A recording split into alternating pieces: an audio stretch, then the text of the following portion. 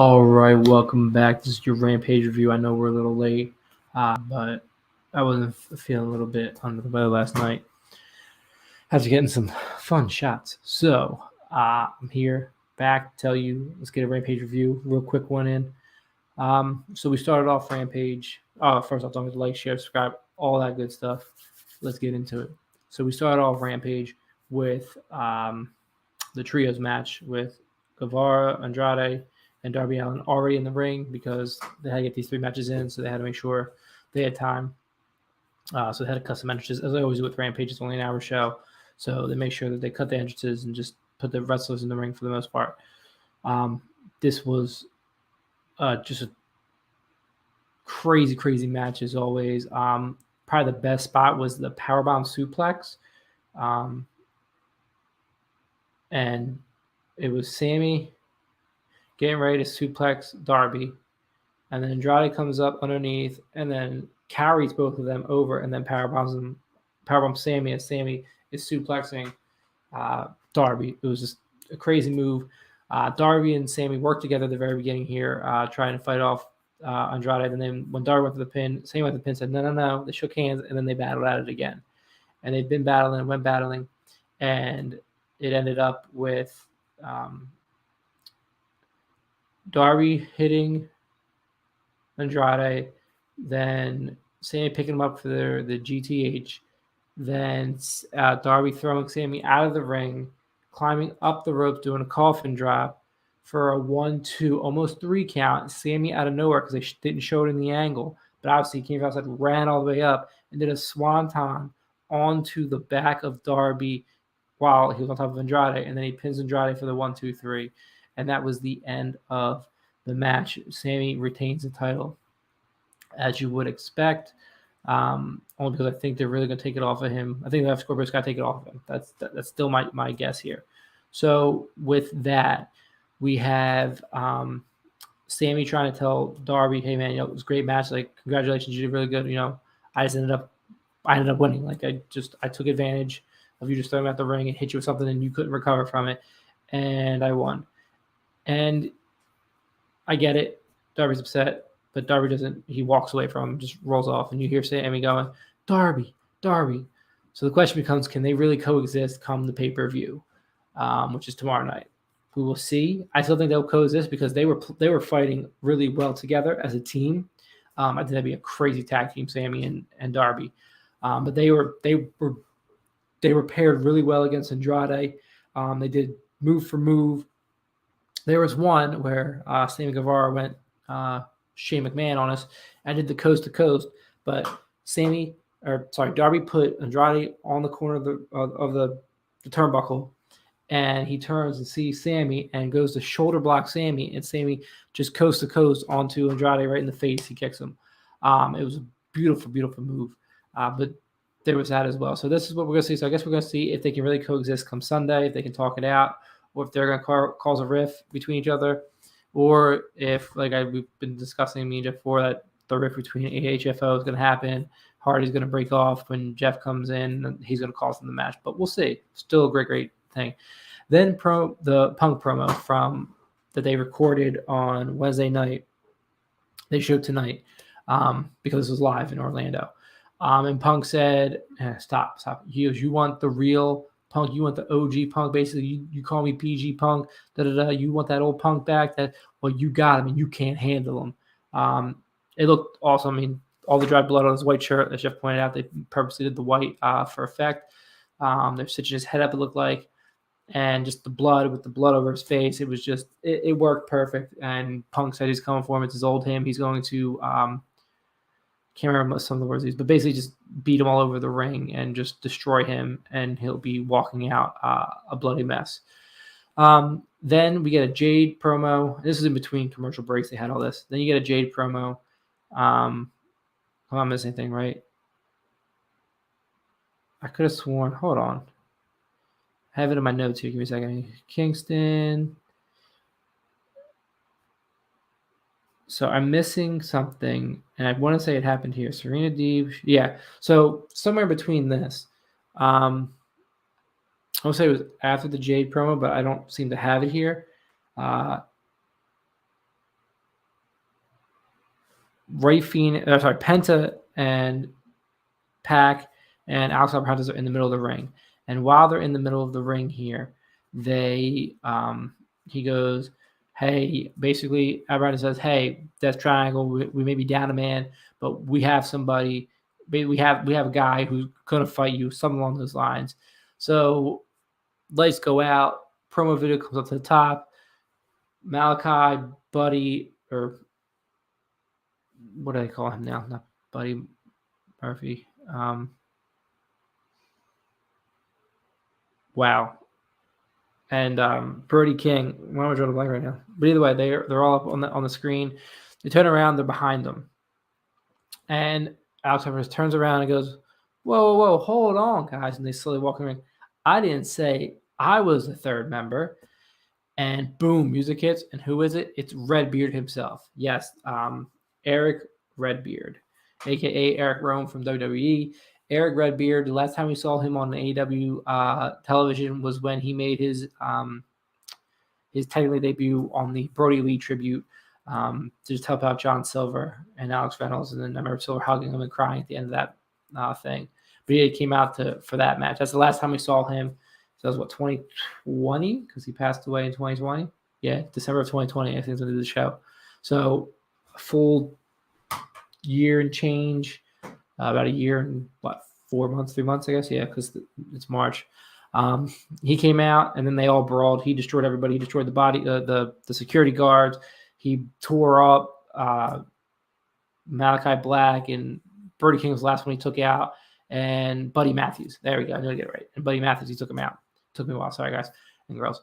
So he took him out. Then he took out all security guards, threw him off of them, just destroyed everybody. And then Penta to one of the security guards who we've seen before. So he's technically a wrestler, which is why I did to him, but I've seen him before. I think he was part of QT Marshall's crew when he backed out against Hook, the last Rampage. And he snapped his arm back, and oh my God, did you hear that snap? You heard that crack. That was disgusting. Even the fans heard it. That's how loud it was. I don't know if he broke that dude's shoulder or what, but it was just in chills when I heard it. So there's that. So that's another match added to the pre-show. We now have that 6-man tag. What do you call it? I guess 6-man. Anyway, those three against each other. It's a 3v3 pre-show. Fortunately, it's a pre-show match. I mean, I guess maybe you guys have the pre-show 7 now because they just keep loading this card up. But yeah, so that's on the pre-show as well. So now you have 3 matches on the pre-show. So unless you give each match 10 minutes or 8 minutes each with 2-minute intervals for entrances and breaks in between, it's going to be a tight window here. So we'll see how that happens. So we go from that premiere of Eric Redbeard. Then we get the Punk promo like I talked about. Then we get the Jade promo, which I was starting to talk about. And Mark Sterling says locked and loaded, and you can't touch her because of the 48-hour clause prior to the match. So Anna walks up and goes, what's the date? What's today's date? And he says Friday, March 4th. I think it's the date, but at least it was Friday. It was Friday. So Ty jumps in and pump kicks Jade and goes, says something about my 48 hours is up because the clause was she couldn't be they couldn't touch each other for 48 hours, and she goes something about now you're my bitch or something along those lines, and Ty and Anna walk away, and they kind of look at Sterling and says, man, Sterling is not a great lawyer, better stay away from him.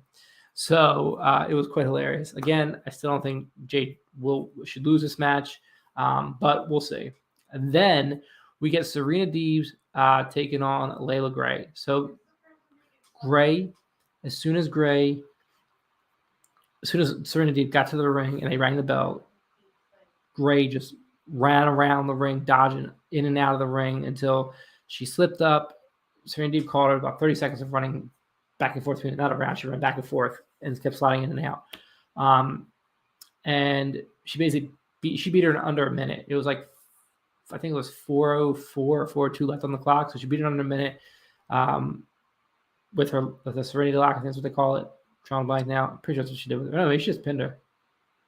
She's short on the outside, took her in, I think submitted her. Yeah, she did. She submitted her. 1, 2, 3, boom. I think she was getting ready to attack her, if I remember correctly.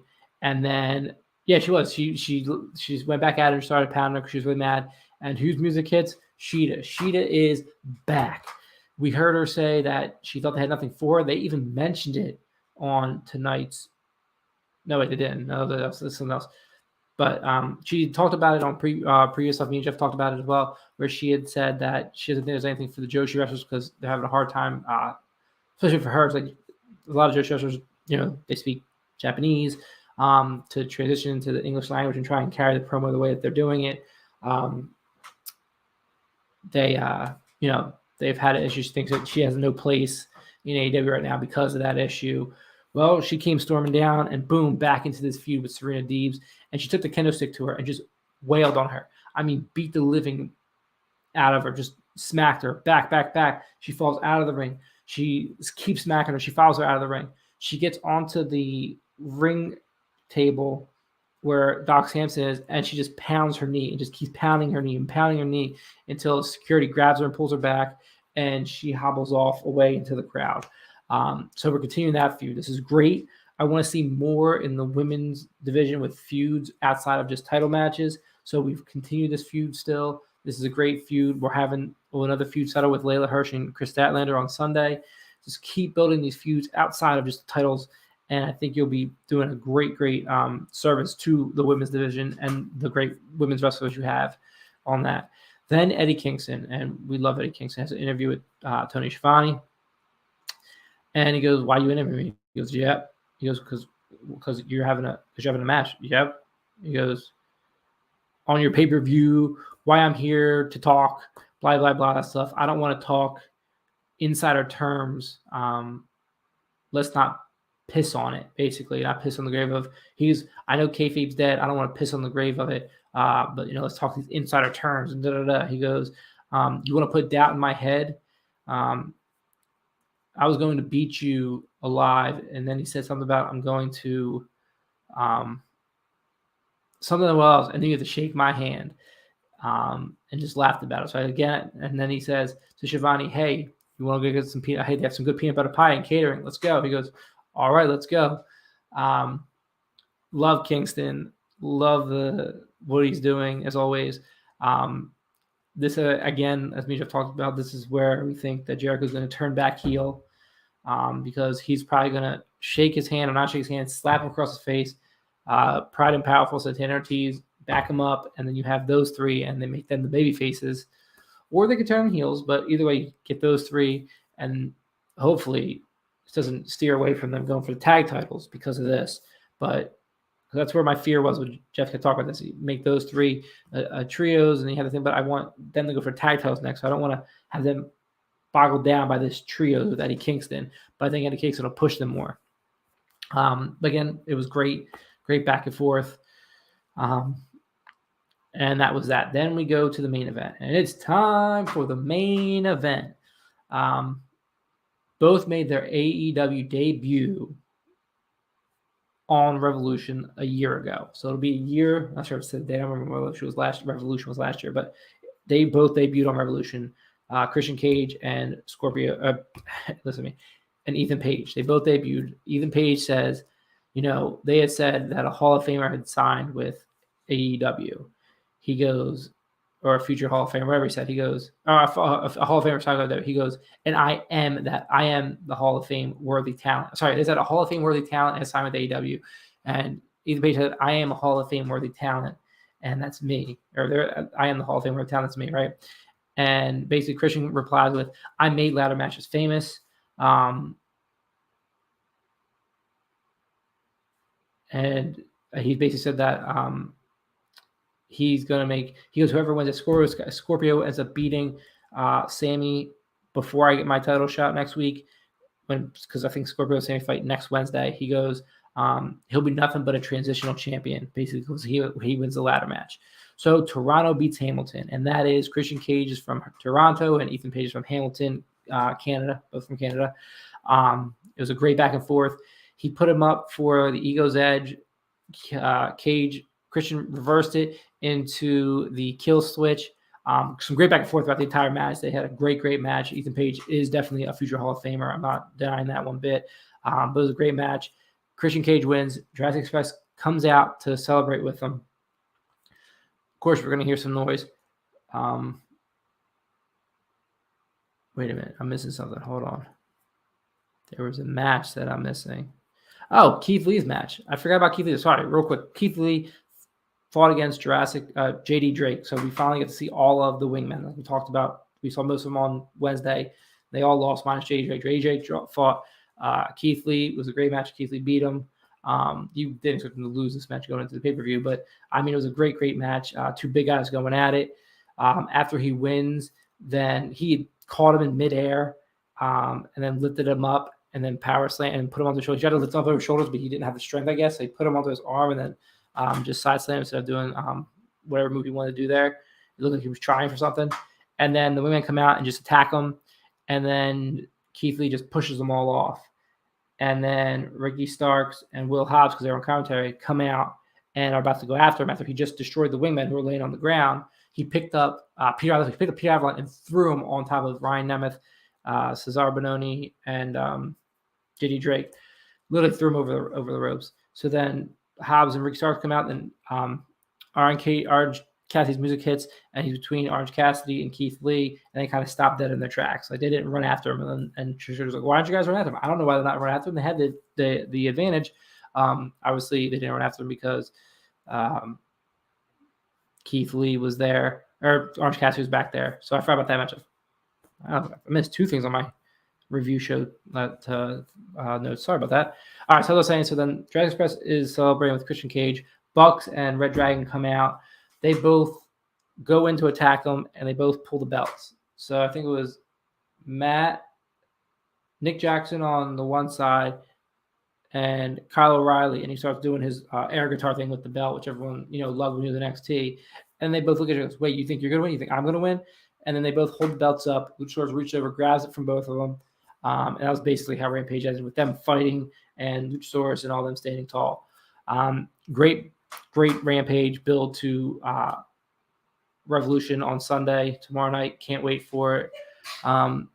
Be ready for Jeff and mine's review. One of us, him, me, depends on how we get to watch it tomorrow night. But thanks for tuning in for your Rampage review. Don't forget to like, share, subscribe, and all that good stuff, as I always say. And we will see you on the next one. Peace.